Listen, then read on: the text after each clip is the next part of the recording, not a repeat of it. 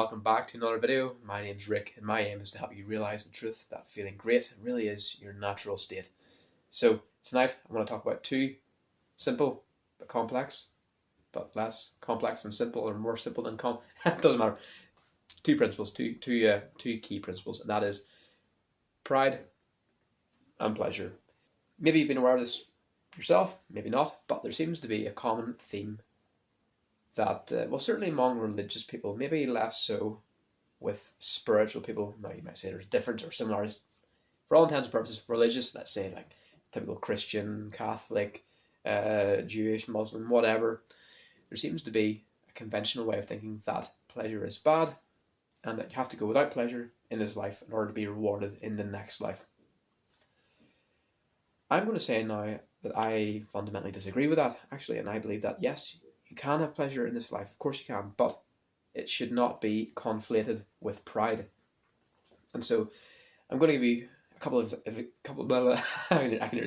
examples from my own experience as to why I do think the two are very different.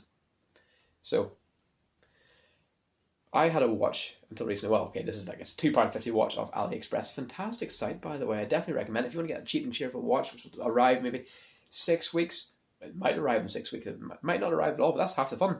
Do you get the watch? Do you not get the watch? Nobody knows. Anyway, the point is, this watch is £2.50, and you know what? It's crap. It occasionally stops working. Sometimes vibrates a little bit too for no particular reason. Well, maybe if I go under or go inside a tunnel some days. And the strap actually did fall apart 1.2 weeks ago, but I did manage to put it back together. So anyway, the point is, it's cheap, it's junk, but it does the job. It looks good, and I like it. Up until about 4 weeks ago, 5 weeks ago or so, I had an Omega Seamaster. It was my 18th birthday present from my dad. It was over £1,000, or maybe close to $2,000, give or take. That was about 10 years ago. And yeah, I liked the watch. It was great. I appreciate watches and things like that there. I got a sense of pride every time I looked at it, looked down at my wrist, and a couple of people would comment as well, people who knew their watches. And it didn't really stand out that much, but it was a nice watch to anybody who knew watches. But as I became more aware of, well, my spirituality side, which I believe we all have, we're all spiritual beings, just having a temporary human experience. But as I became more aware of this, more mindful of my thoughts, and basically as I progressed down my journey or along the path of self-improvement and spiritual awakening, I realized that the watch was bringing more pride than pleasure. And that actually, after a bit of reflection and contemplation, it made me realize that it actually wasn't serving me. If anything, it was actually holding me back on my journey of awakening, of a journey towards enlightenment. And I'm maybe one step out of 100,000 of the way there. Anyway, let's not worry about that. The point is, the watch was bringing me more pride than pleasure. And pride, if we go by the scale of consciousness by David Hawkins in the book Power versus Force, he's got a bunch of other books as well, Letting Go and Transcending the Levels of Consciousness, which is a fantastic one as well. I definitely recommend that if you want to know more about the different levels of consciousness. Anyway, whenever I realized that the watch was giving me more pride rather than pleasure, I thought, oh, this isn't good.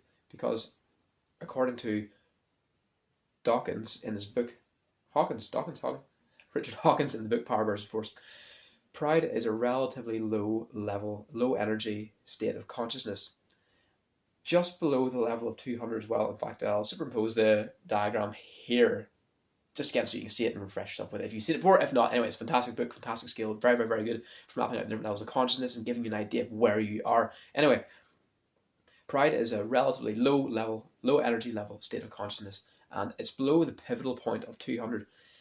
200, basically, it's like a seesaw point, pivotal point. Anything above it is constructive, i.e. good. It serves you well. And generally, whenever you rise above 200, you gain momentum and continue to rise up the levels, hopefully, ultimately resulting in love, joy, peace, and then ultimately the end goal, which is enlightenment, which is something very, very, very rare.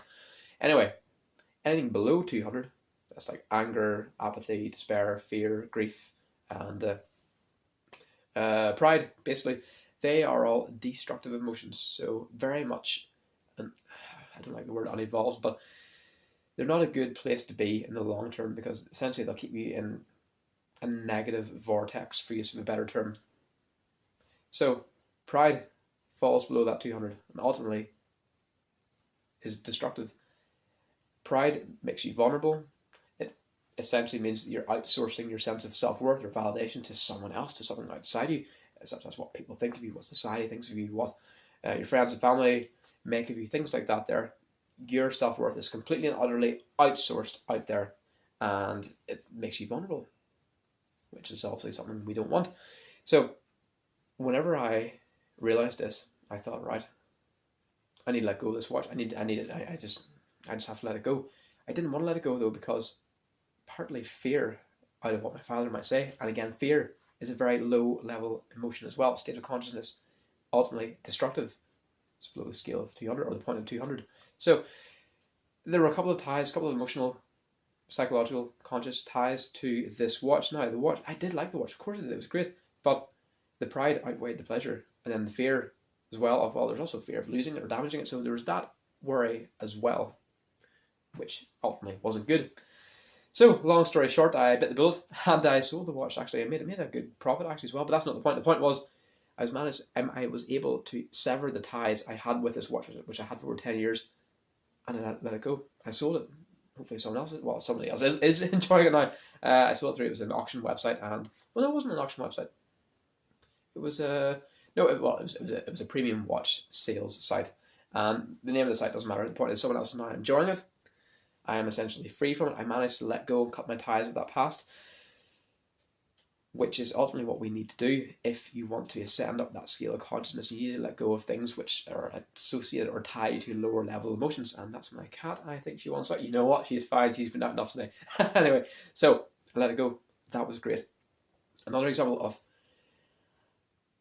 pride versus pleasure, from my own experience, is my uncle. Actually, he great guy, loves cars, loves his cars, is a Porsche man, massive Porsche fan, dreams of 911s and Cayennes and GT3s in his sleep. You know, it's in fact, he probably should get other hobbies as well now that I think about it. But anyway, to each their own. It's great, cars are great.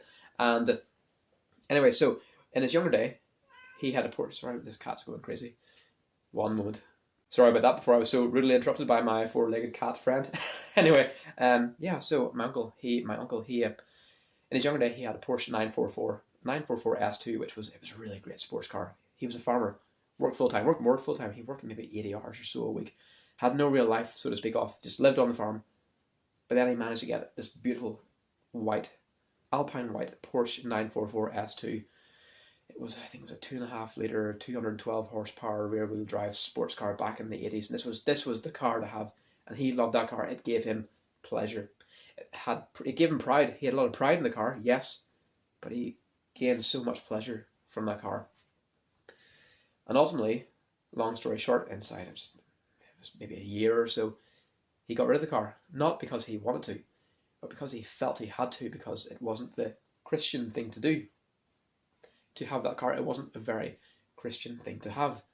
So he got rid of it for no other reason than what he believed others to make of that car, of him having that car, it was his pride. And it was his pride ultimately which made him get rid of the car, which to me seems, well, I think it was a mistake, because he didn't have that car to bolster his image, bolster his reputation, bolster what people thought about him.